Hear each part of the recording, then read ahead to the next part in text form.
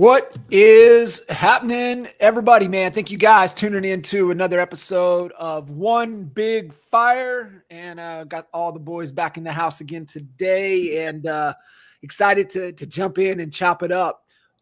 We've got 3 topics, so want to kind of reset kind of the flow of our One Big Fire conversations. And I know Al reached out and it's like, man, we got to dial it in. We got to get it tight. I'm like, yes, sir. Let's go. And definitely modeling a lot from one of our favorite shows, at the show that I go to get truth. That's the PBD podcast. And I think they've just done an incredible job and really have nailed the format. And so we've been loosely kind of following, but we're going to tighten it up and really identify 3 key topics that we want to unpack.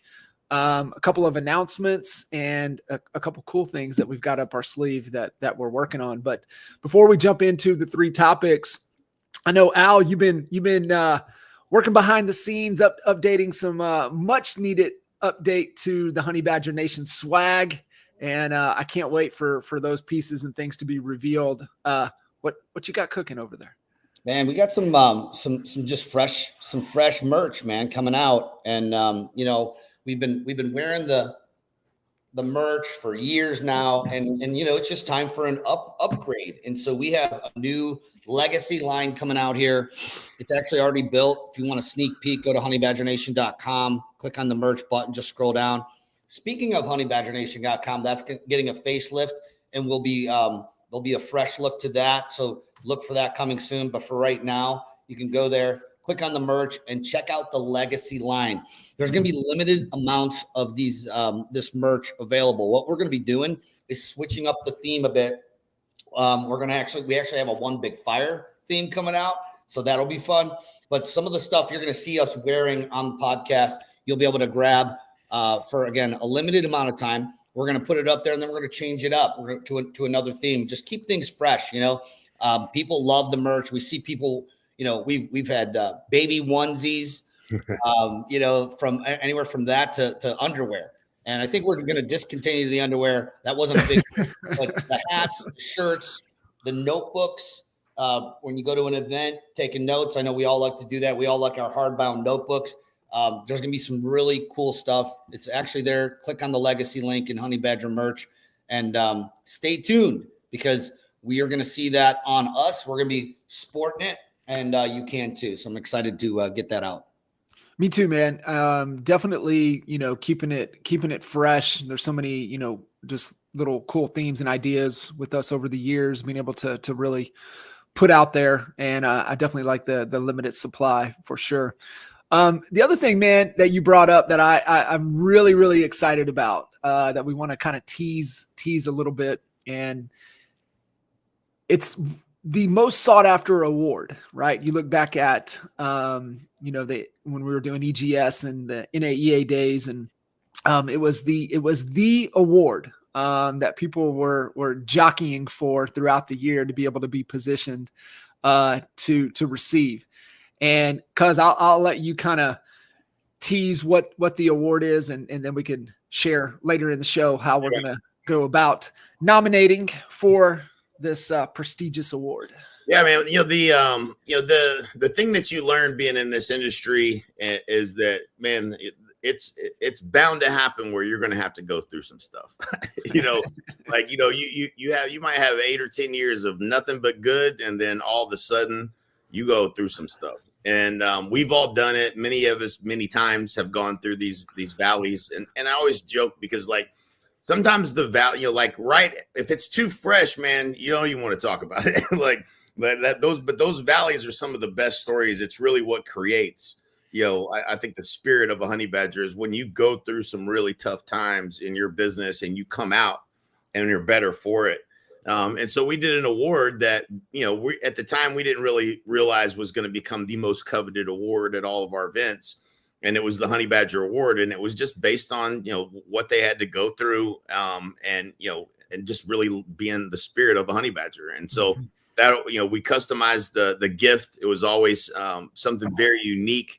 But that became, the award, which is funny because, you really don't want to get that award because some stuff.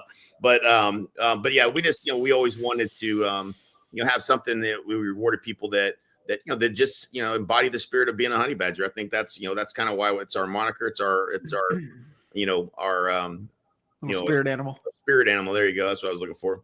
It's been our spirit animal for a long time, and it's I think it embodies what it takes to be successful in anything, and so yeah, that's going to be a fun award doing that monthly.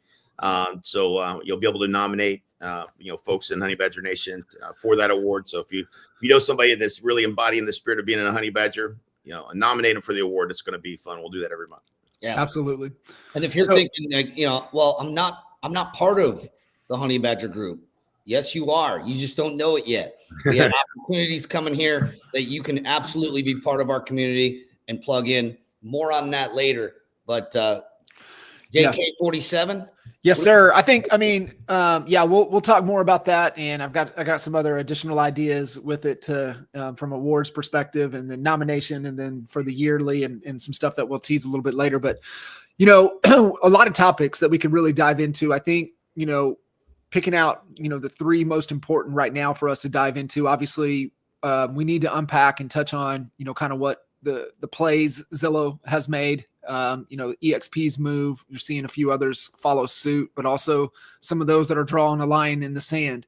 The other topic we want to dive into, and just from an understanding perspective is, America's real estate, right? The advantage of, under siege, also kind of part of why Zillow made the move, but, definitely get Leo's take on that. And then also, I want to hit on 5 questions that agents need to be asking themselves right now if they feel stuck or they feel things are really slow. Some things that we can give them to be thinking about to help navigate the waters of just uncertainty right now that's going on in the market. And definitely we've got a lot of love up north in Canada, a lot of great humans, great agents up there. And, they're going what we went through in October, right? They're dealing with right now as they've got elections 2 weeks out. And so, being able to have some understanding and be like, listen, right. We get it. We went through it. The beautiful thing is that, they have the spring market coming. We had winter coming. So they've got a little bit of an advantage to hopefully move quick after the elections, but we'll talk more about that. But let's dive in, man. Let's hit this first topic. Talking about how Zillow is going to prohibit listings that are privately marketed starting in May.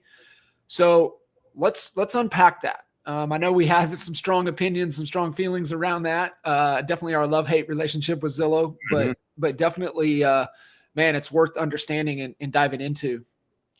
Absolutely, man. This is a big one. Like this is, the future of this industry is hanging in the balance with the decisions that are being made right now. And, I've never been a big fan of Zillow, but I'm a big fan of what they just did. When it comes down to, these companies that are wanting, especially specifically Compass, like, wanting to take their listings and take them off market, it seems like a good strategy. It's a bold strategy. But the underlying question is, what's best for the consumer? Is that best for the consumer? If you've been to anywhere else other than the United States and Canada and tried to look at real estate, and there's 3 different listings on classificados.com with 3 different prices from 3 different agents, and you see how real estate is done everywhere else in the world, you would never trade what we have for that. Like it is not, from a buyer perspective, it's terrible. From a seller perspective, I mean, I'm just using Puerto Rico as an example, and that's actually improving and moving in the right direction in Puerto Rico. But it was awful. Like the seller that my house that was listed, I was living in, I was leasing the house in Dorado Beach East.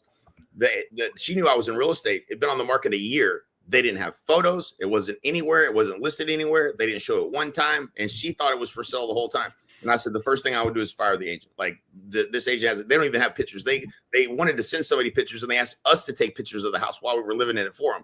I was like, that's pathetic. But that's what happens when there's no controls and there's no agreements where we're working together in the marketplace. It's just the wild, wild west. And that's what you get.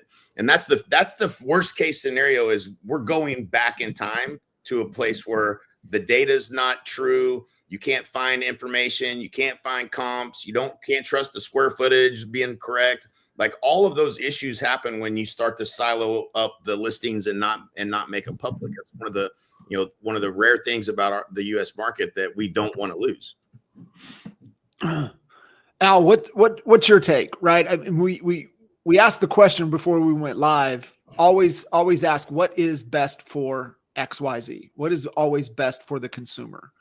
Well, what is best for a particular home seller? It's we all know that supply and demand is a law that you can't buck on it. It is what it is. It's a principle. It's a law because it's a fact that the more buyers you can expose to any product, I don't care if it's a car. If you had, let's say, a old Cadillac collector vehicle, right, and you're like, all right, I've had enough fun with this. It's time to sell it. You have a choice. You could put it out on the biggest car portals out there to get the highest exposure to the most amount of buyers, which then in fact, you're going to get the highest offer, versus, or you could put it on your front lawn and you can hope that somebody that just happens to drive by that street and the time that you have it out on that lawn is going to see it, fall in love, and pay you the highest price.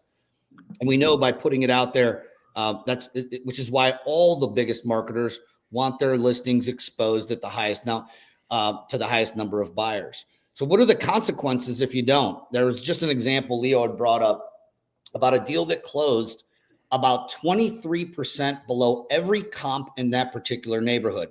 It had 0 days on the market. One company got both sides of it. It had no exposure. There was no transparency. There was no fairness. And those sellers lost hundreds or tens of thousands of dollars, possibly hundreds of thousands of dollars if it was a high price range, versus all the other homeowners that listed their property. So, we're talking about big money, not little money here. And I believe that obviously, self-serving, Zillow did it as a they're positioning it as a consumer move, but it's also serving them. Let's not pull punches here. They want every listing on there, including for sale by owners, which I want to get your guys' take on that. So for sale by owners aren't put into the MLS ever, right? Unless, of course, they go with one of these FSBO companies. So I wonder if they're going to rip those off Zillow if they don't list. That would be a nice little rule. I don't think they're going to go in that direction. But, they're positioning themselves from the consumer standpoint. That's EXP agrees with it. If it basically comes down to, if you don't put if you list a home and you don't have it in the MLS within 24 hours and Zillow somehow finds out about it, that they're marketing the property to another group. I read specifically it's another group. For instance, your office only. If you're going to allow, and the argument on the other side, let's talk about that as well. It's not right for every home seller out there to put their home on out there on all these portals and put it into the MLS. They just want private. Okay, fine. What do you guys think the percentage is of all home sellers that are out there that are potentially want to market? And I haven't met one seller that said, don't give me the highest price. Exactly. Not just a mediocre price. I mean, if it's 20%, 20% below market, that's fine. Okay, cool. There's a ton of investors that'll go out there and buy those deals off market. They happen every single day. That's fine. But someone that hires a real estate agent, most of the time, I would say all of the time, they want the best terms and price for their home. And in order to do that, it has to be exposed. Have you guys ever met a seller that said, hey, I want the highest and best price and best terms. That's what I want to hire you to do, but I don't want it advertised anywhere. Yeah. I don't have to sell it. The sellers that aren't really sellers. Those are the people that I'd sell it if I can get this price. Like it's not not your ideal seller. Those are not the people I like to work with. I know that. Yeah. They're not highly motivated. No. And if they're not highly motivated, when you do all the work and bring them an offer and they don't take it, then you're scratching your head. You worked for free. And you're wondering, do I really want this listing? Are they really all in and selling it, or are they just kind of interested? So I think committed sellers. Absolutely. We do. And I believe the market conditions we are in currently in the States and obviously in Canada as well, is that like you will be wasting your time with want tos. You have to find the have tos. And, I think that comes down to somebody just not knowing their worth, not knowing their value. and getting hung up. And just because you got one on the hook doesn't mean you need to reel it in. And so I think that's just really understanding that from knowing their true motivation and true goal. So looking at, everything, kind of reading through kind of what's being put out there, the move. Just being able to create the most amount of exposure. And it really ties into the whole second point as well. The second thing that we want to touch on, in Leo's stance on, if we don't do this, what we can potentially and possibly experience and see. And I think that truly only comes from, he touched on it when we had him on One Big Fire at the end of last year. He touched on it again in Cleveland last year. And I think it's only having the viewpoint and understanding of how real estate truly happens in other countries. And, being able to work with our boys in Portugal, it's wild, right? It's just absolutely wild. You have the firsthand experience in Puerto Rico, but just being able to hear how they have to go about navigating things in Portugal, it is just, it's ridiculous. Like, I don't know how we could do what we were able to do, even as a consumer looking for properties and not knowing you got to do all the due diligence. It is just not what is in the best interest of buyers, sellers, anybody. It's going to be interesting how this plays out, guys. Like truthfully, I like the angle that Refkin's taken. He's trying to make a bold move. I think it's crazy. I think he's absolutely nuts, because I know, like, you're betting on one of two things at this point. If he sticks to his guns on this, which he'd be crazy to do, there's a lot of backlash from agents, a lot of backlash from sellers that would come from this. If inventory starts to climb and we have an abundance of inventory, meaning rates stay high, and we eventually get some inventory on the market, or they come down enough where people start selling, then this doesn't work, right? You have houses that expire. That becomes the market could help him win this, or it could help him lose this.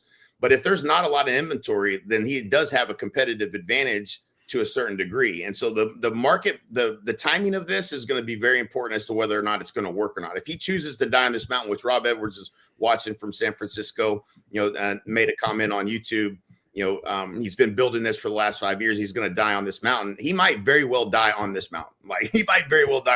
They still haven't figured out how to turn a profit. If you're a Compass agent, go listen to the calls that are done the public calls for Compass, and listen to the strategy they're talking about to all these investors. They're not an agent centric company. You guys don't unpack that, cuz I think that's important for everybody to really understand, so they can get the full understanding of how and why decisions are being made like this. Yeah, 100%. Compass is trying to be the brand. They're not trying to support the agent and make the agent the brand. They're trying to be the brand. And if they are able to be successful at doing this and moving all that inventory in-house, what's to say they don't change their independent contractor agreements and put them all on 60-40 splits like the old days, because they control the marketplace. And so if you listen to the earnings calls, they literally talk to the investors, and they're saying, our goal is going to be to take more from the agent. We're going to lower the increase the percentage we take from an agent by 1% a year over the next 5 years. That's how we're going to become profitable. That's what they said a few years ago. So if you're over there and you're like, I'm big Compass fan, you're literally sitting in the lion's den. They're looking to take more and more from you, not help you. So this move, if he is successful in pulling this off, it's going to be complete chaos. They're going to have a competitive advantage, but you're the agent over there that could end up on a 60-40 split because of it. And so, they have control of that. If they are able to pull this off, it's a big deal. Zillow's move was huge. We know why they did it. They want everything on. They don't want they're not going to allow anything to be put on Zillow. They already know how to scrape the data. They know if something gets listed on Compass's site, and it will not get listed on Zillow ever. And if I'm an agent and I'm competing against a Compass agent for a listing, I am going to crush you. I'm going to crush you every time. I'm going to win, because I'm going to explain. And this is why I love, the understanding what moves the competitors are making and what they're doing, and saying, see 25% of all listings before it hits MLS. I said, if I sit in front of a seller and I explain to them 71% of all sales are done by a cooperative agent, that means you're leaving the largest chunk of the potential buyer that might pay the most for your home completely out of the picture about knowing about your property. That is not what's best for you in terms of marketing. Would you like to attract the high offer, or would you like to attract the low offer? Well, I want to attract the high offer. Then we need to get the most eyeballs on this home as possible. I will beat every Compass agent over and over and over again with just that one thing. You gave me that one thing, and I can go beat you now. And so if they're going to potentially lose agents over it, there's going to be a lot of noise. It would be it's a crazy ballsy move to stick to it. If he sticks to it, he's crazy. But if he bows down, then it's everybody's on Zillow. That's the move. We're now we choose your poison here, right? Like it's how much do we trust Zillow? Not that much. How much do we trust Compass? Not at all. Okay, which direction do we want to go? I think you have to go what's best for the consumer. What's best for the consumer and what's best for the industry as a whole. That's how you have to look at this, and that's why I think Zillow's move was smart. And I think Leo, being the gangster he is, made the right move in backing it. Yeah, and what I love and value from a leadership perspective, because I think looking back and seeing the biggest void in this industry is a lack of leadership, first and foremost. And so when you've got somebody at the helms making quick decisions, it was funny. I don't know if you saw Al Senior. Mike Incavaya posted, we were on our coaching call and we were talking through, and I'm like, listen, the most important thing you guys can do is lead, right? You're not sheep, you're lions. You have to take that. This is wartime, not peacetime. And you got to understand the difference. And there's agents right now that are in the wash that are not built for market conditions, and they're just going to wash out. And then you've got, the right type of mentality, the right type of agents that'll be coming in. And we were talking about leadership and making decisions. I said, but you've got to have really good decision-making filters to make decisions fast. And I forget who told me, but the single default for Leo is that he doesn't like noise, meaning if it's noisy, he makes the noise go away. And, we all have quick decision-making filters. So what does that look like to be able to make it? And it just popped up. I said, you just got to lead, right? When we're talking about lions, not sheep, she goes, lead like Leo. And so she just started, she's like, we're just going to hashtag that. So I thought it was really good, but I want to kind of transition on this other point. And we've kind of talked a little bit about Zillow's play. And then also, Leo being quick to make the decision. And I think it comes from experience. I think it comes from a global perspective to see the markets. But I want to read this from the Inman article that really talks about, how America real estate, if this doesn't stay the course, we're in trouble. And here's what we're in trouble for. And this is what I really love about it. So EXP last year, over 350,000 transactions, only 1,000 were off market.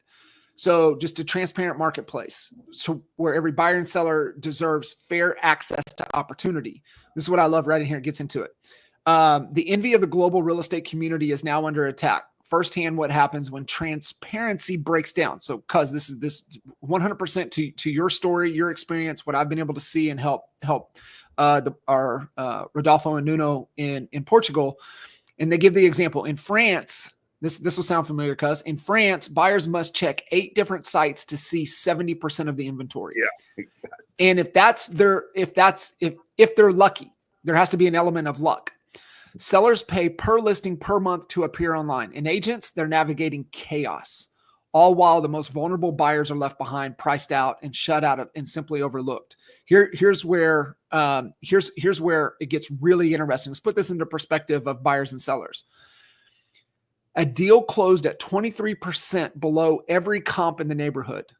One company, both sides, 0 days on market, no exposure, no transparency, no fairness. The seller lost hundreds of thousands of dollars of money, of equity.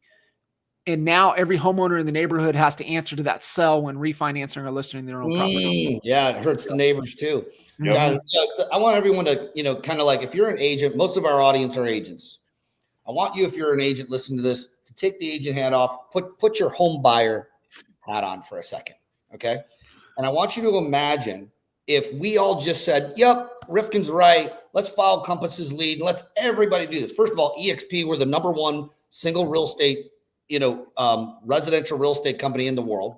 So if anyone would benefit from this, it would be us. 100%. We could, if we just went along with his move here, we as a company would benefit. But you know who loses? The consumer. Mm-hmm. So think about it from the consumer standpoint. Imagine you're a buyer. You're looking in Frisco, Texas, one of the hottest markets in the United States right now. Everybody's moving to Frisco, right? And you had to look at 17 different real estate brokerages sites just to see not 100%, just 70. You're not even seeing everything that's in that market. And you got this, it's all about who you know. Does this sound familiar, Jay? Puerto Rico, the good old boys club. Mm-hmm. Yep. Even you, to sell your house recently, you had to kind of connect with all the influencer agents just to try to get a fair offer on your house. Let me tell you guys, Jay, I want you to go on this. If you're a consumer, we do not want this in the United States. I'll tell you right now, we're ahead of the curve. And what this would do, if everyone just said, yeah, he's right, all the brokers do this, Keller Williams, Remax, EXP, all of them, you know who would suffer? It'd be the home buyers. It would not be the experience we see today. You'd miss out on that great house. You would not see all of the listings. And from a seller's perspective, you could be losing hundreds of thousands of dollars, as John pointed out. Jay, you have some firsthand experience. I mean, it fosters more opportunity for agents to do the wrong thing, like that. And I mean, it's dirty dog. Where I was at, like they don't tell you nothing about nothing unless they're the one that shows it to you. So you got to talk to 10 agents to find out what's for sale. It's just not. It's a terrible process, but it makes it easier for agents to steer and to manipulate what they're going to show and what they're going to tell someone about or not tell someone about. There's no transparency. And that just it creates when you start pulling on this yarn and you start thinking of all the things that it's going to impact. Now you can't get an appraisal. Now someone's doing a loan and you got a comp that you have to use, and all of these little things are just absolutely messy, and it makes the whole real estate experience a horrible experience, which is not good for consumers, not good for agents, not good for anybody. And so it's not the right thing to do. It's I see the reasons why someone might want to, but it's not what's best for the industry as a whole. It's not best for the consumers. And that's where we have to stay focused. This is one of the rare places in the world where real estate works, and it's better. And we're on the verge of really screwing that up. And it's a big deal. It's a real deal. And we're on the envy. I mean, talking, Leo and listening and like, just I keep default back to, Rodolfo and Nuno. They're like, we wish our real estate was as transparent and ran like it is in the United States. So it's something like, it's think about it, Al, to your point, 4 to 7 million people are making a move. They're looking to make sure we get it right and not leaving, for most, that's the only wealth that they'll ever create is through the home ownership and through real estate. So, start monkeying with that, right? What happens? What's the ripple effect, right? What's down river from that decision? And most people don't think about that. The last time that we saw listings not available to everybody was right before the millennium, right? Like 98, 99. I think realtor.com came out, and don't quote me on this year, but it was somewhere around 99. This realtor.com thing appeared, and it was before Zillow. And I remember I was at a Century 21 office. A lot of like OGs of the industry from our area were all in there. And as soon as it was announced that all of the listings that were in the MLS were now going to be broadcasted out to everyone, the agents did, the old guys in my office freaked out. They thought their business was going to be done. They're like, oh man, what value do we have now? Because why? Because back in the 80s, 90s, you had to go to the broker to get what? The listings. You couldn't just go on www.realtor.com, Zillow.com, yourwebsite.com and find all the listings. You had to go to a real estate broker's office. They had to go in there and to this old DOS computer that was our MLS then and print out these it looked like a data sheet of numbers and letters everywhere. It wasn't even fun to look at. I remember fun story. When I first got my license and I walked into the office, there was a line from the front door all the way to the back. There was this real long hallway. You know why? There was only one computer in the whole office. We all had to share it. And if you needed to print listings out for your buyer or whatever, you had to stand in line to use the computer. I'm not making it up. We don't want to go back to those. That's the ice ages. Okay? Well, think about this too, is the evolution of how brokerages have evolved. Like back then, like this was like my dad was in the business in the 70s, got in the business in the 70s. And, I jumped in at the late 90s. They were still acting like they were in the 70s in Lawton, Oklahoma, but with the MLS books and all that stuff, that was 60 days. The day you got it, it was 60 days old. So like that was what everybody was using. But back then, what was the split? If you were at a Coldwell Banker, you were on a 50-50. Why? Because the brokerage controlled the phones, they controlled all of the that you had to, as a buyer, you had to come into the brokerage. Like they controlled everything, and it was that was not an agent centric model. And that's the direction they're moving back to. And if you think Compass is not going to tweak the numbers in terms of the commission split back in their favor, if they can pull this off, you're crazy. That's all they're trying to do. It's the only way they can make money is take more from you as an agent. So anybody that's participating over there in this is just participating in your own demise if he pulls it off anyway. Yeah. Yeah. 100%, man. And, just made me kind of, as we're going through this, just working with some agents that are breaking into, luxury, right? Higher end luxury, the 3 different levels of luxury.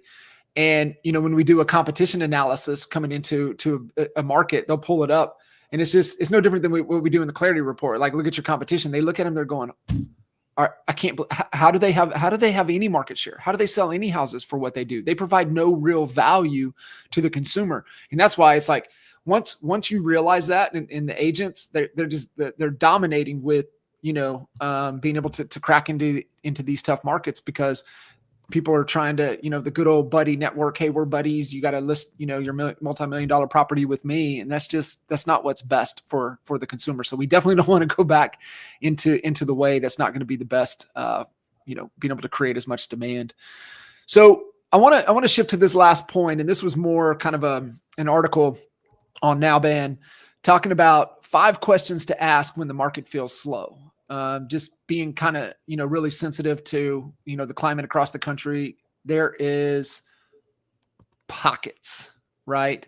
There's pockets that are smoking hot, but there's pockets that are a dead standstill. And it's just, why every market's a little bit different. And so for a lot of folks, they're feeling it, or their team is feeling it. And so I think this just kind of caught my attention to talk about and really think about the questions, right? Change your questions, change your life, and just think about things a little bit differently, and really put the emphasis on what is within my control. And the one thing that they talked about here before we talk about these 5 questions, and I agree. They said the agents who succeed during slow times, right? They avoid getting trapped in negativity, excuses, and self-doubt. They succeed during this time because they're the ones not complaining. They're the ones who have doubled down and keep showing up no matter what. And I would go on to say they focus on, is this within my control? And I think that's one of the top questions we always talk about. What's the goal? Is that really the goal? What am I going to do today within my control to move closer to my goal? And so here's a couple questions. Love to get your guys' take on these questions. Question number 1, how many meaningful conversations have I had with people in my database this week? So good. Yeah. That's a leading indicator of that. It's the one measurement. When we built Funnel Pilot, the one thing that when I distilled it down to principles, if you're an agent and you're wanting to sell more houses, it comes down to how many conversations per day are you having with people that want to buy and sell and are open to doing business with you. And you're only going to have those meaningful conversations by talking to people in your database and figuring out which ones are. And so but if you can increase that number, it's a leading indicator of how many sales you're going to have. That's the thing you have to change. That's the focus every day is that one thing. It's the most important thing. And so, yeah, that's that either you're having conversations or you're not. Yeah. I don't know if you guys remember, I hired a guy named Jeremy. It was over 10 years ago, and he was the number 1 Kirby salesman for Kirby vacuum cleaners. I don't know if anybody has never heard of Kirby. They make some really powerful vacuum cleaners, and they only sell these things door to door. Now imagine you're someone that makes a living from selling these things, and you're basically top of funnel is the street you pick, and you go door to door trying to sell somebody a vacuum that they don't necessarily, maybe they don't need. They got a vacuum, but these are trained killers, right? And one of their number 1 metrics, how many doors did you knock? Now, I'm not suggesting I do not knock doors.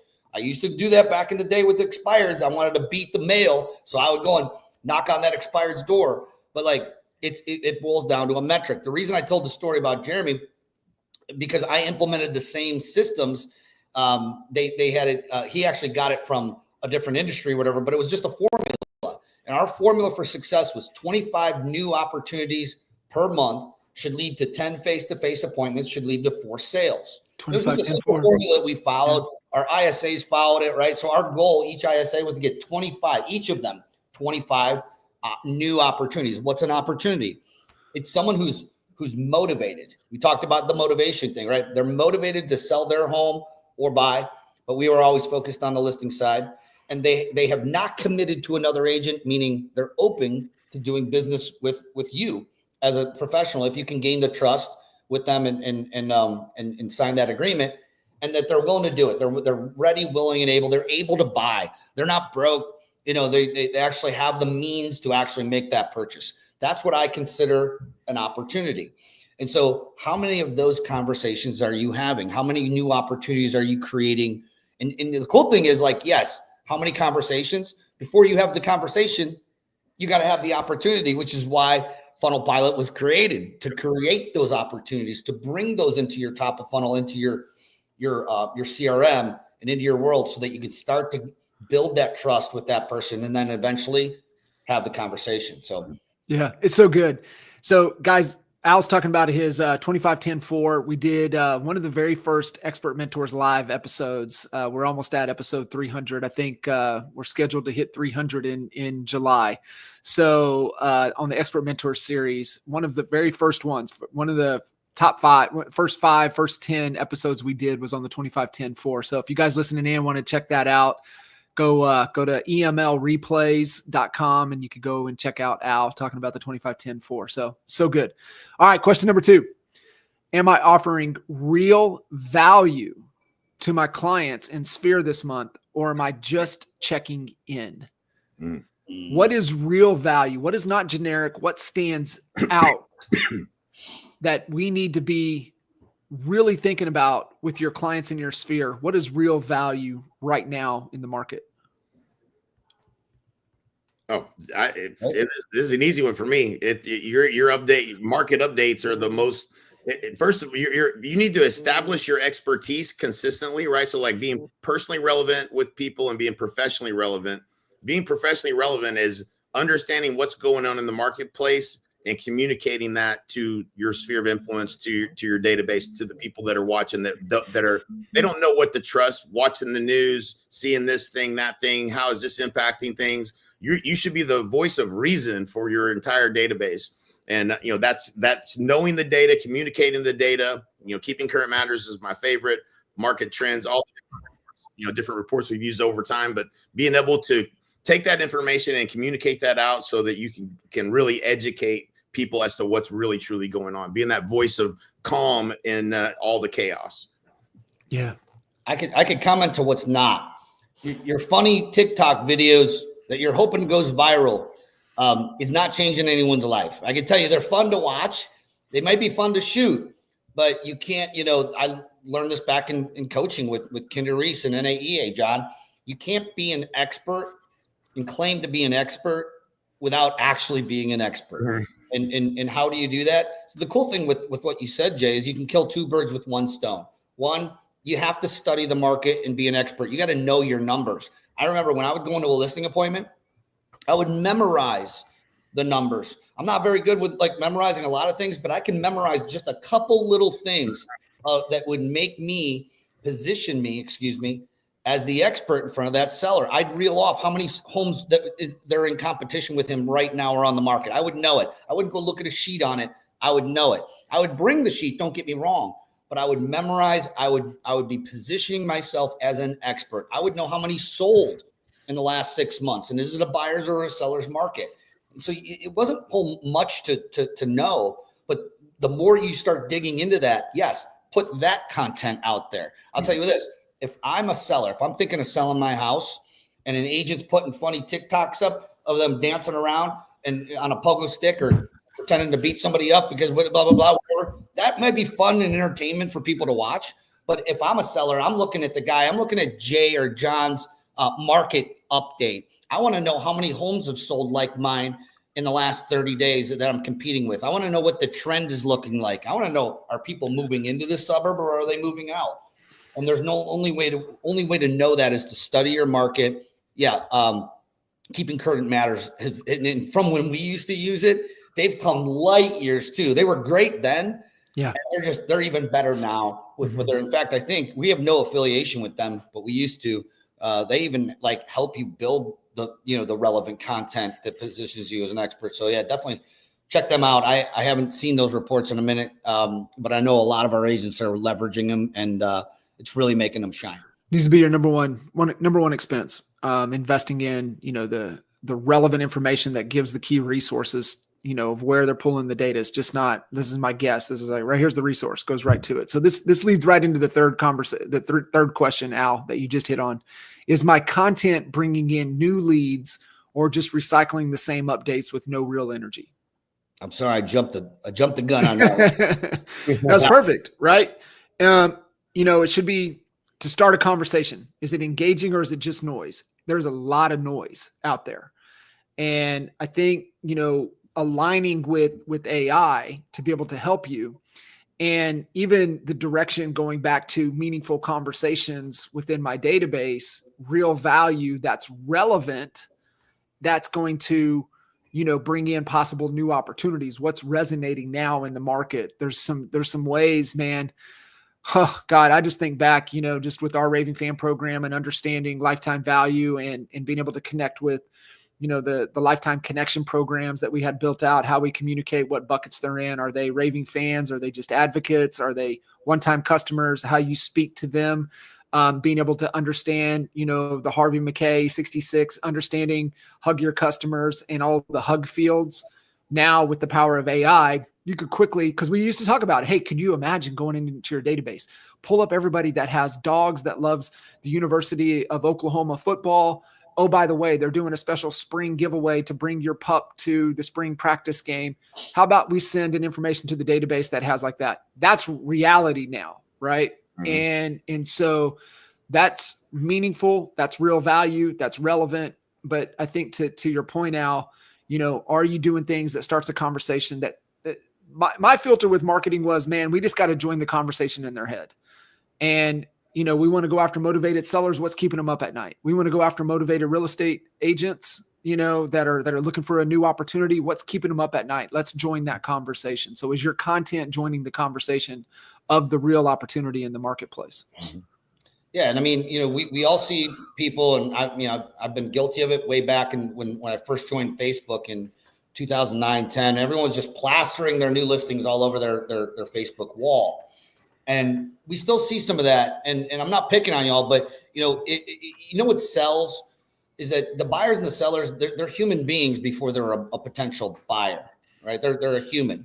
And all the clients that are out there, Sheplak said it best, is that, like, I think I don't know, I'm making the number up, but he said it's like 96 or 97%, a super high percentage of your audience on social is disinterested. And what do I mean by disinterested? They're not just a buyer and a seller right now. So what do we put up there that's still relevant, still professional, that's still going to capture them when they are ready, not just the 3-4% who are thinking right now. And by just plastering listings all over your wall, you're only appealing to those maybe 3 to 5% of people who in your audience are in the market right now. And so my suggestion is tell stories that connect here. The connection's not made through logic. And by, you can post stats and this and that, but when we're talking about posting, what connects is the heart to the heart. Mm-hmm. It's a story.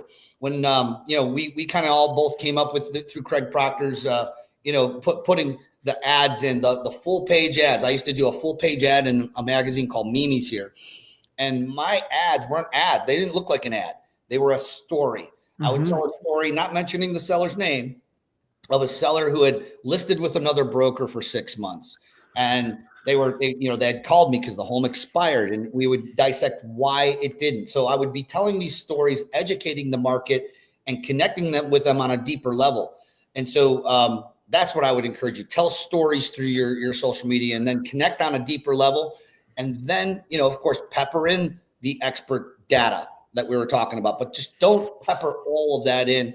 Really get that human connection going. And now you're going to start having more of those conversations, and you're going to really build trust quicker. Yeah. And so that perfect segue into question number 4. And am I showing up in places where my ideal clients hang out, online and offline? Am I showing up there? Right. You did the Mimi's ads because that was your target market, and that's your ideal client was there. They were paying attention to that. And I think that's just such an important, factor, is to be able to go. But to your point with storytelling, Sam went to 1,000 Watt. They're changing up the name of it. He says it's one of the best marketing events he's ever been to. Sam Basil, and which has been in Dallas, but they're going to in 26. They're going to Denver. And I was like, sign me up. What's the dates? I'm coming.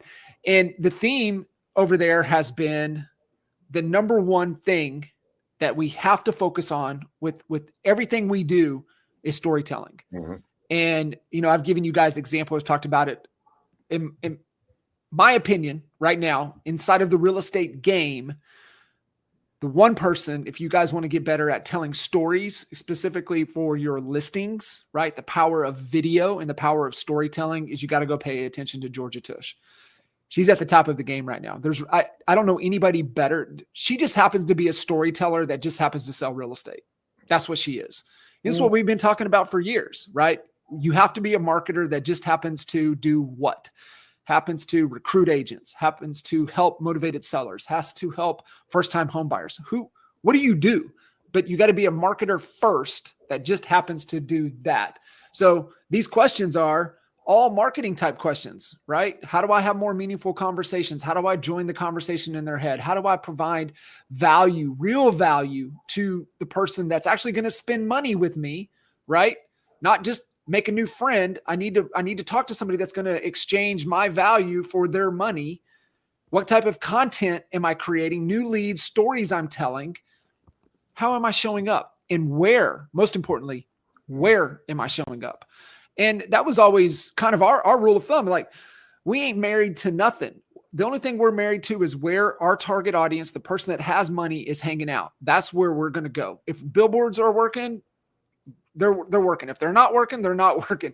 If radio's working, radio's working. If it's not working, it's not working. TV ads, no, nobody watches TV anymore. We ain't doing that shit, right? We're going to go where they're hanging out. And so I think that's super, super important. And because you think about this all the time. I mean, we all do. Yeah. But where are the ideal clients hanging out right now? Yeah, I mean, there's all these social media platforms have just changed the whole game as far as where people tend to their eyeballs go. It still comes down to fundamentally it's reach and frequency. So that it's the same reason like why direct mail. So like what I learned when I did billboards and direct mail and newspaper was there was no personality to it, right? Like people didn't feel like they knew me, but they thought of me and they would call me. And that stuff all worked. If I mailed you enough times, you would think of me first, and eventually you would call me, and I would get the opportunity to list your house. On radio, what I felt instantly different it instantly changed when I started doing radio. Again, running a spot at 7:50 a.m. every single day instead of spray and pray, like a 6A to 10P type schedule where you don't know who's going to hear that message how many ever times. But every day, the same people are creatures of habit in their car. They're doing whatever, their morning ritual is. So there's a small subset of that K-Law station that was always listening at 7:50. And every day I was a first in rotation, told a story of a client story. And after 3 weeks, so basically 15 to 18 days of me being, every day, one message a day to the same people, there started to be this temperature change of people feeling like they knew who I was, like they were my best friend, and they started referring other people they knew, and they started calling, and we're just, the phone was ringing, and so it's still fundamentally reach and frequency. So no matter what the medium is, you still have to have enough frequency in order for them to think of you first, ultimately. And so that's where social media gets a little bit more complicated in terms of what can you be creating that's going to pop up and them happen to actually be, looking at their feed and it be relevant. And that's why I think the only game you can play, and this is what we do with Funnel Pilot, is if we know somebody's interested in new construction Frisco and they clicked on that, we generated a lead from that. Now let's think about content. What all content could I now create that would be super relevant to that person? And then let's put that in their way. Let's put that in the email follow-up attached to a YouTube channel playlist with 15 or 20 videos that might, 8 or 10 of them might be super interesting to them. And so now they're consuming your content. You're forcing them into your world of content. And so it's so cheap and easy to generate the lead. But now you just have to think about what value can I start using to demonstrate my knowledge so that they think, man, this is my guy. If I'm buying new construction in Frisco, I'm calling this guy. And I think that's how it's not just like I should post 3 times a day on Instagram. That's not going to do it, bro. Like that's not strategy. Strategy is identifying that target market. You can do that through advertising. And now you can use the social media to establish your trust and build trust because they don't know you. Like if it's somebody that knows you in your database, yeah, it's different. Or somebody refers you, those people already know, like, and trust you. They've already experienced it. Someone who hasn't, you have to be able to bridge the gap with marketing and content and value creation, giving them great things that are helping them with their decision where they go, man, if I'm doing this, we should call this guy. That to me is the ultimate strategy. And that's why we teach it. It is 100%. And so, a lot of thoughts, things around there, but these are things that won't change, right? I think that's the one thing that we need to talk about. I use, discipline over disruption, focus on the things that won't change. Fundamentally, no matter what happens, won't change. I truly believe real estate will always come down to a decision of trust, right? Do they trust you because you've been transparent, authentic times time? That's the key. Reach and frequency times time out there to that point. We know storytelling, fundamental. I mean, stories forever. It's always been about stories and storytelling. That'll never change. Relationships, going deep, trust will never change. So that's how the things that we have to do. And I know we had a couple questions on the stories. This is the book. Get it. Stories That Stick. Kendra Hall. It's the best one. It's the best storytelling book. And you just, she breaks down the core fundamentals in every story, the 4 types of stories: a value story, a founder story, just all kinds of different stories you need to have. Dude, I'm getting that book. Yeah. I haven't read it yet, but I've read a book on stories and it was game changing. I want to get the updated version. Get that one. Seth Godin's on the front, right? Talking about anything he's going to say, you better pay attention to. I want to break down people that are listening to this. You're listening to this saying, but I'm not a good storyteller. Yeah, but I don't know what to post consistently. Yeah, I know. I hear you, Jay. We got to do this consistently. Like the radio, you don't go into radio for 30 days and say, hey, this didn't work. No, you go in 12 months. You go all in. You're obsessed with success. You're committed and you're all in. But what about I just don't know what to say? Well, let me ask you this. If you're one of those, and I get it, that's probably one of the biggest, and we solved that problem with Funnel Pilot. We actually give you the content that's relevant to the funnel that's built out so that you don't even have to think about it. But let's go back to that. I'm not good at that. Do you tell stories to your wife when you come home? Do you tell stories to your husband, your kids? Have you ever told your kid a story about something? We all know how to tell stories. Mm-hmm. The matter is let's get yourself out of get out of the way and start bringing that story to your audience that's going to be relative to, and they're going to connect with that story. That's what you're doing by it. John says about video, right? Video's great. And it doesn't, here's the cool thing. I want to leave with this because I may have to hop off real quick. John says, my bad video outperforms your non-existent one. My bad video. And I still get postcards to my house from the competing realtors that are trying to get listings in my neighborhood. I'll get them today to this day. Some of them are good. Some of them are really bad. You know what? They're consistent. I can tell you the guy's name. I'm not going to say it here, but there's a guy that just consistently mails bad postcards, but I know his name. Bad postcard's going to outperform the non-existent one. Back in the day, postcards was that was the only way to farm. Now you can geo-target and do all kinds of fun things online, but it was postcards, which I think still work. Absolutely. Still work. Think about it. I used to get the most it was dog-eared. The printing was faded. It wasn't even a great message, and it didn't matter because the first person that you think of, what was it? Jay, it was that statistic, people only really know 2 names. And if you're not one of the two names that people are thinking of when they think of a real estate agent, then you're out. Yeah, it's a 2-horse race. So they're going to think of two people's names, and if you don't come up in those two, you're not getting the phone call. And so the same thing happened to me out. Like when I would get mail, you could talk to even more to this. Like there would be a listing that would sell somewhere, and when I lived in Aubrey, it would probably not even be relevant. Like it would just be a house in a neighborhood a mile away, and then I would get one postcard, and that's it. And I'd never see them again. So I couldn't even think of their name now to make fun of them. Never while I lived out there, nor since I've been here in Newman Village, have I gotten something consistent over a period of time where I actually think of the agent. And so like that's the opportunity is in the frequency. Like, that's like my favorite story I tell with Mike Reese when he started doing postcards was I was riding around with him in the Hummer and he's like, man, my mailer's about to drop here in Frisco. And he was mailing all of Frisco, the whole damn city, every house. And he was mailing them like 2-3 times a month.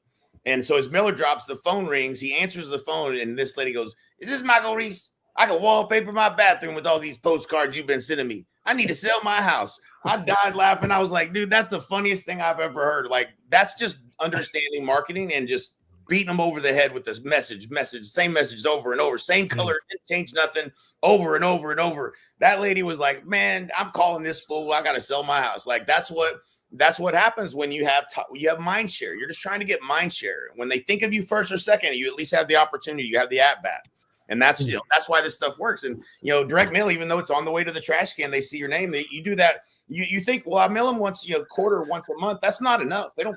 That isn't meaningful. You send them something once a week for 15 weeks. They'll be like, what the hell is this guy keeps sending me this stuff for? That's now, but they remember you, and that's what all you're trying to do in marketing. That's it.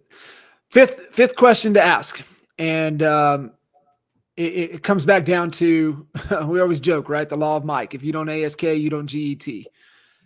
Have you made any specific offers in the last 7 days that someone could say yes to? Have you made any offers that somebody could say yes to? And we have to remember, right? Offers move people into action. And if we're not making offers to move them into action, we're missing opportunities. So get the offers out there. I want to tee this one up. Jay, what's the number one rule of marketing? Work on your what? Number one rule of marketing? Always be working on your what? I don't know. Your offer. Oh, yeah. Okay, all right. But yeah, I threw you for a loop there. What's the number 2 rule of marketing? Always be working on your offer. Working on your offer. Right. Yeah. Yeah, it is. It's so important. Your value proposition, your offer. Hermosi's got the easiest follow because he has pictures and he has stick figures, so it makes it really easy for me to comprehend and read. So $100 million offers. If you guys are looking for a little cheat code to kind of help build out that process, is really cool. And here's the reality, right? We come from the belief you're either growing or you're dying. And if you're sitting on the sidelines, giving yourself permission to sit still, that ain't growing. And, growth takes momentum. It takes energy, and got to have the confidence, and you don't build confidence by sitting still. Get into the game, fellas. Great conversation as always. Listen, I am excited about the Honey Badger Award that we're going to be given on a monthly basis. We're still trying to come up with what does that get you? What does that mean? I know we've thrown out some pretty cool things, but we'll be opening soon. Obviously, the go-to resource for everything is honeybadgernation.com. So pay attention, right? As soon as the site goes live, to be able to get in, nominate. We'll have kind of a little more information of what that looks like, what that means, what they're going to get. We're gonna put a link up, honeybadgernation.com. There's going to be a link right at the top that you can click on it, submit a name that you feel embodies the core values and traits of Honey Badger Nation. And if you don't know what those are, we will be putting those up there too, so that you're completely clear and you'll be like, oh yeah, I know. I got to nominate, Amy. I got to nominate Renee. I got to nominate John, whoever it is. Like, you're going to probably know someone who's been just fighting like a dog out there, and they didn't quit. They didn't give up. And then they won. And that's what we want to see for y'all. So appreciate it, boys. Always good connecting. Good. Thanks, guys. Crew. Thanks, guys. See you guys. Yeah. See you.